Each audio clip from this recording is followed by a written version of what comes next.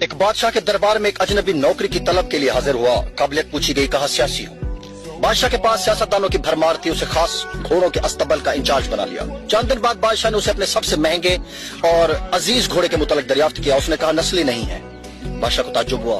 اس نے جنگل سے سائیں کو بلا کر دریافت کیا۔ اس نے بتایا گھوڑا نسلی ہے، لیکن اس کی پیدائش پر اس کی ماں مر گئی تھی، یہ گائے کا دودھ پی کر اس کے ساتھ پلا ہے۔ نوجوان کو بلایا گیا۔ تم کو کیسے پتا چلا کہ یہ اصیل نہیں ہے؟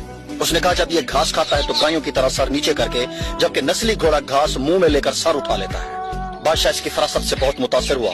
نوجوان کے گھر اناج، گھی، بنے دمبے اور پرندوں کا اعلیٰ گوشت بطور انعام بھجوایا۔ اس کے ساتھ ساتھ اسے ملکہ کے محل میں تعینات کر دیا۔ چند دنوں بعد بادشاہ نے نوجوان سے بیگم کے بارے رائے مانگی تو اس نے کہا کہ طور و اطوار تو ملکہ جیسے ہیں، لیکن شہزادی نہیں ہے۔ بادشاہ کے پیروں تلے سے زمین نکل گئی۔ حواس بحال کیے، ساس کو بلاوا بھیجا، معاملہ اس کے گوش گزار کیا۔ اس نے کہا حقیقت یہ ہے کہ تمہارے باپ نے میرے خاوند سے ہماری بیٹی کی پیدائش پر ہی رشتہ مانگ لیا تھا، لیکن ہماری بیٹی 6 ماہ میں ہی فوت ہو گئی تھی۔ چنانچہ ہم نے تمہاری بادشاہت سے قریبی تعلقات قائم کرنے کے لیے کسی کی بچی کو اپنی بیٹی بنا لیا۔ بادشاہ نے نوجوان سے دریافت کیا کہ تم کو کیسے علم ہوا؟ اس نے کہا اس کا خادموں کے ساتھ سلوک جاہلوں سے بھی بدتر ہے۔ بادشاہ اس کی فراست سے خاصا متاثر ہوا۔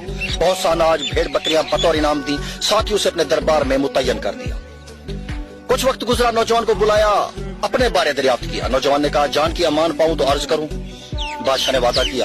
اس نے کہا نہ تو تم بادشاہ زادے ہو اور نہ ہی تمہارا چال چلن بادشاہوں والا ہے۔ بادشاہ کو تاؤ آیا، مگر جان کی امان دے چکا تھا۔ سیدھا والدہ کے محل پہنچا۔ والدہ نے کہا یہ سچ ہے، تم ایک چرواہے کے بیٹے ہو، ہماری اولاد نہیں تھی تو تمہیں لے کر پالا۔